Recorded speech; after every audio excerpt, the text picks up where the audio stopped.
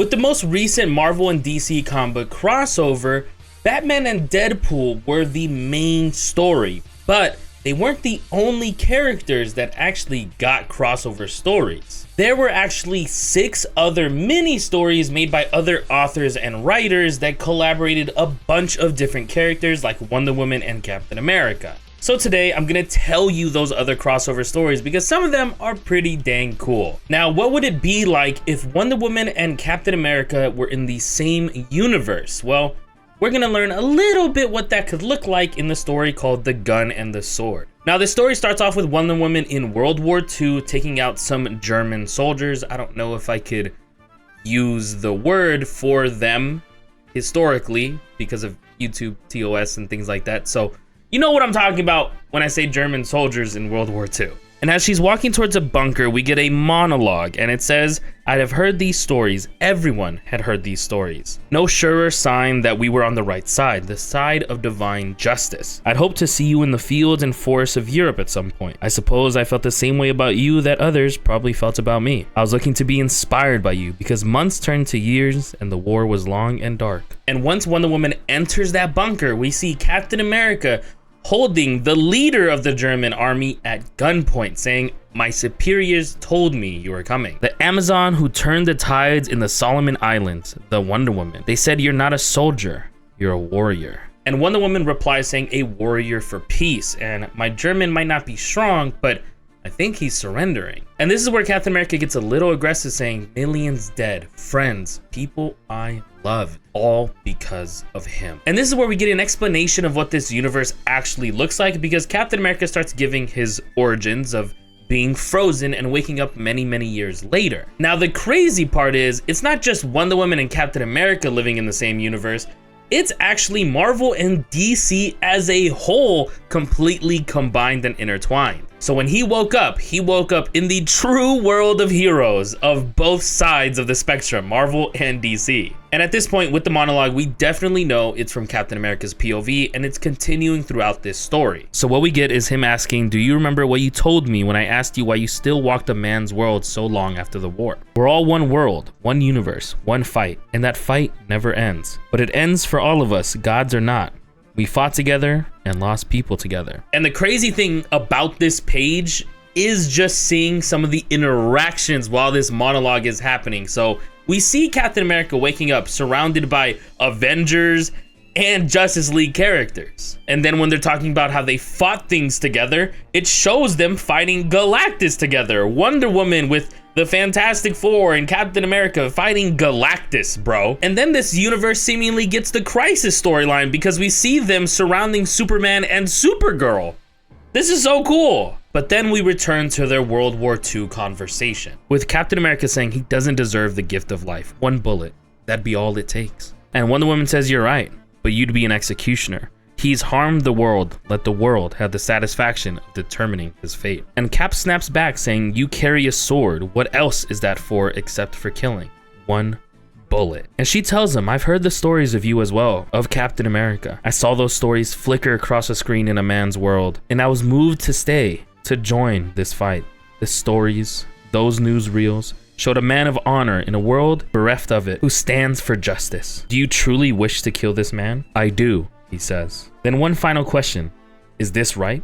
Is this justice? As we see Captain America just grind his teeth in just anger. And then we get a bit more of an expansion to this universe, with Captain America saying sometimes we'd find ourselves on the other side of the question, like when you almost killed Maxwell Lord, but we'd always figure it out. Captain America and Wonder Woman, symbols, even when we didn't want the burden. There were moments when it seemed like the world didn't share our vision of what was right, like the Superhuman Registration Act, but you never wavered. You were my constant. Our lives intertwined felt like fate. No matter what the universe tried to do to keep us apart, we found each other. We made each other better. And this is just another collage of different moments for history for these characters, like the first one being Wonder Woman attacking Maxwell Lord, but Captain America seemingly calming her down. And then in the next one, we get Captain America and Wonder Woman in the invisible plane, which is pretty cool. And then the final one is a bit more interesting. We see Wonder Woman, Captain America, Batman, and seemingly Carrie Kelly, I'm assuming, this version of Robin,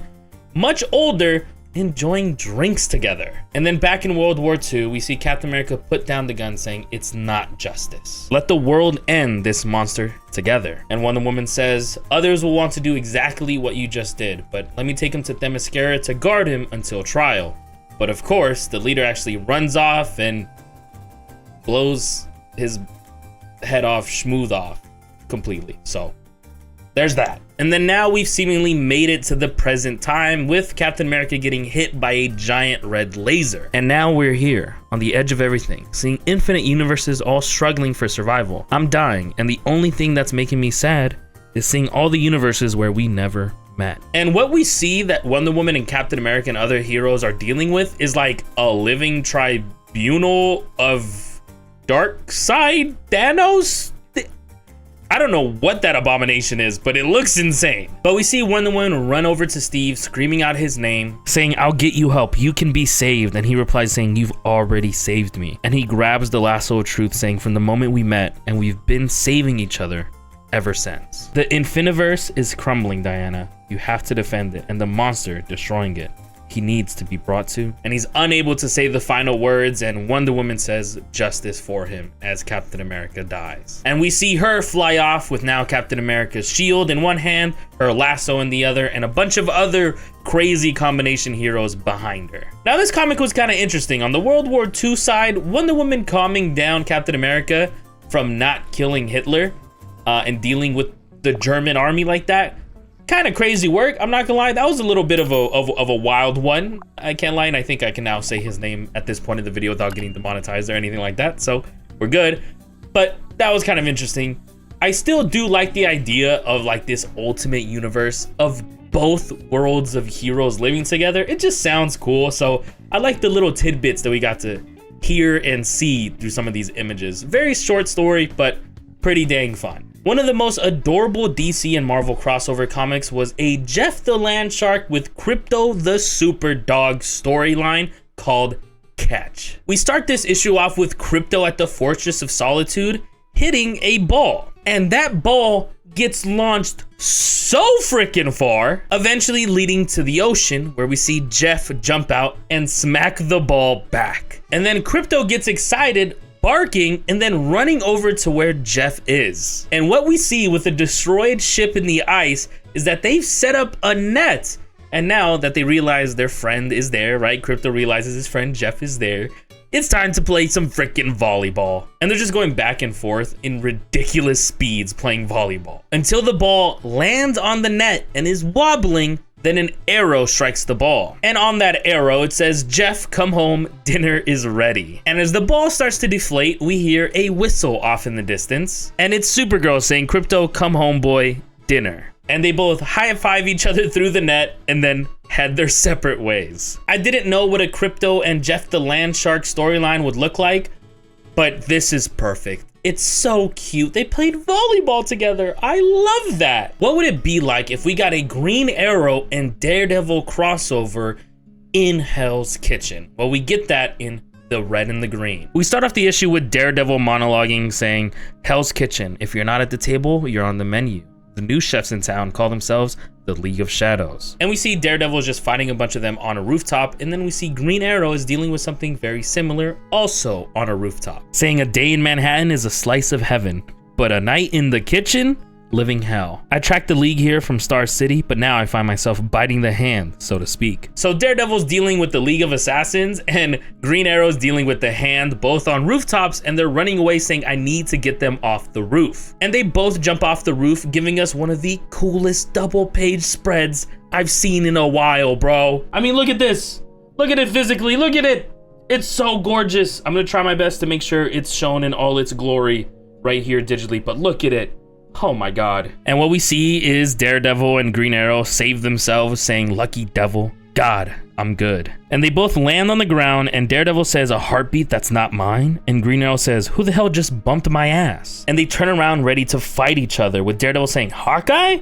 And he replies with, do I look like I'm from Iowa, you cowl tipper? Cowl tipper? And this is where Green Arrow actually makes a joke towards what Daredevil is wearing, saying, well, you dress like a bad guy, but I know how you New Yorkers love your irony. So I'm guessing you're actually on the side of the angels, Devil Dog. And Daredevil claps back saying, and the Renaissance Fair's not in Battery Park till next month. So I'm guessing you're a good guy, Friar Tuck. And they both start fighting the Hand and League of Assassins together, actually introducing themselves, saying, hey, I'm Green Arrow. And he's like, hey, I'm Daredevil. Welcome to Clinton. And Green Arrow says, Clinton? What's with the landlord language? Let me guess, the billionaire bozos couldn't stand the real estate heat, so they went and gentrified all the character out of the kitchen? And Daredevil says some villains don't wear masks or capes. And Green Arrow asks Daredevil, hey, how do we deal with these ridiculous ninjas? And Daredevil says, hey, they resurrect and regenerate, so no reason to hold back. But then Green Arrow gets kicked through a building. And right when Daredevil was gonna go help him, he gets attacked, saying something's shattering my senses. And we hear off in the distance something and someone known as Count Vertigo. And he's completely destroying Daredevil's senses, and he says, today I am an angel and I'm gonna send the devil back to hell, pointing a gun at Daredevil. And off in the distance we hear Green Arrow say, weren't you listening, Werner? This is hell, hitting him with a boxing glove arrow. And a really cool Easter egg is you see in the background, it's Fogwell's gym that Green Arrow got punched into and pulled the boxing glove out of.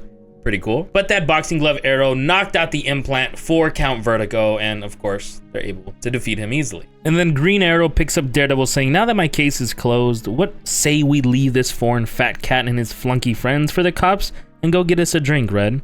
I'm buying. And Daredevil says, then I hope you have some green, Arrow, because Josie's a cash-only kind of place. With Arrow replying, cash I got, Hornswoggle, but new friends are worth way more in my ledger. We're gonna trade secret origin stories, aren't we? Hell yes, said the Archer to the Devil. I want to hear all about what got you into the hero biz, kid. And he throws away the punching glove arrow, and we see written on it was Jack Murdock. So really cute way of referencing Daredevil's backstory within this story itself. Super cool. I like this one a lot. With the Marvel and DC collabs, we've seen a lot of characters interact in general, but what if two of them kind of swapped places? More specifically, Hal Jordan and Rocket Raccoon swapping positions in the Green Lantern Corps and the Guardians of the Galaxy. And we see this story play out in Rocket has a Green Lantern ring now. And what we get is the Guardians of the Galaxy visiting the Green Lantern Corps. So it's all agreed to promote unity and understanding between our two organizations. We,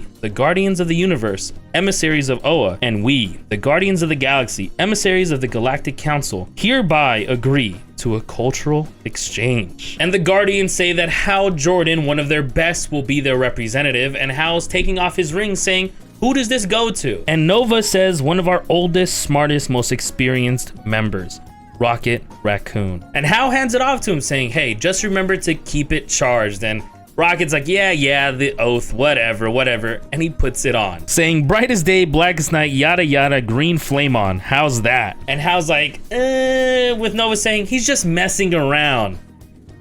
I think.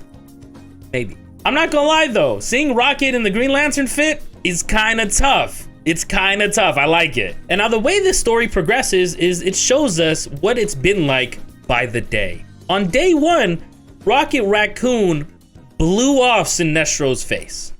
He killed him. With the Guardian saying, so you shot Sinestro in the face. And he says, yeah, should I not do that? And they reply, we preferred you don't. And then day two, we see Rocket is gambling away his Green Lantern ring, saying we're searching for the soul of Captain America, classic Green Lantern stuff. And Green Arrow is there saying a moral cancer is killing our souls, man. And then it becomes day 2.5, and now they're robbing the casino. With the Guardian saying, so we're now all heisting the casino? Wait, how am I involved in this? And Green Arrow says it's a mob casino. We're robbing from the rich to give to the poor. And Rocket says, we're giving to the poor?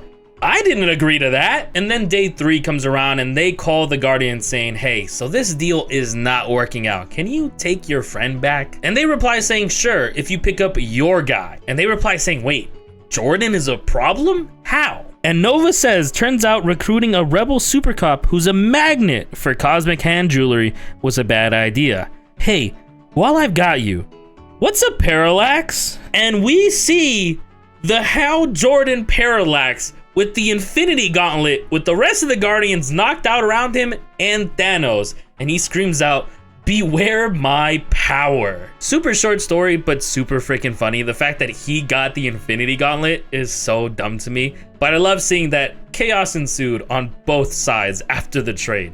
Love it. A lot of people wonder what it would look like if we had a Batman versus Wolverine. Well, we kind of get that in the storyline called Showdown by Frank Miller. We get the Dark Knight Batman versus an old man Logan. Sort of. Kind of weird. An alley, somewhere deep in Gotham City, with Wolverine screaming, "Get out of my way," and Batman replying, "Get out of my town." With them not just fighting each other, but also making fun of each other, saying broken old man, third-rate psycho, old fart, and then they have a standoff, with Batman saying you ought to be sitting in a ward doing macrame, getting your steady stream of intravenous while you dribble away into your drool cup, with Wolverine replying saying you'll be the one living off of needles, Gipper. You'll be feeding out of the tubes. And all the while, what's in those tubes is gonna make you milder and milder and mellower. Forget about crime and vengeance and all that stuff. All you're gonna care about is getting your diaper changed. As he puts his claws closer to his face. And then Batman leaves a little bit of a trap on Wolverine's body, saying, "Left you a whole string of Christmas presents down here, boy. Wrapped them up all special just for you. That's your whole problem, boy. All that sound and fury, all that rage and ruin, and all that time. You just ain't watching the store." Gives the man with the brain plenty of time. And he straps a bunch of bombs to Wolverine's waist, bro, exploding him. And Batman leans over to him saying, "Ready to call it a day, Fido? Ready to run on home and lick your wounds?" And Wolverine is smoking crouch saying, "Sure, bub, and you come visit anytime you get the itch.